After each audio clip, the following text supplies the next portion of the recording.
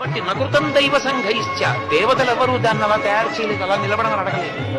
నకృతం విశ్వకర్మ, విశ్వకర్మ దాన్ని చెక్కలేదు. విశ్వకర్మ కన్నా గొప్ప శిల్పి లేడు. ఆయనండి అంత అద్భుతమైనటువంటి మూర్తిని చెక్కాడు అంటారేమో. నకృతం విశ్వకర్మ, విశ్వకర్మ దాన్ని చెక్కలేదు. స్వేచ్ఛయా క్రీడతే తత్ర, అది విగ్రహాలు మీరు అనుకుంటున్నారేమో, కాదు. స్వేచ్ఛయ స్వ ఇచ్ఛ, తన కోర్కెను అనుసరించి తాను క్రీడిస్తూ ఉంటాడు, ఆడుతూ ఉంటాడు. ఇచ్ఛారూపం విరాజిత, తన ఇష్టం వచ్చిన రూపాన్ని పొందుతూనే ఉంటాడు.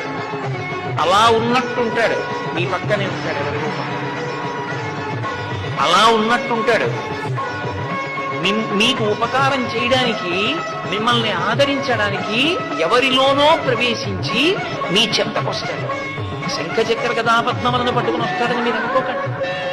మిమ్మల్ని అనుగ్రహించాలనుకున్నప్పుడు అలా వస్తాడు, ప్రవేశిస్తాడు.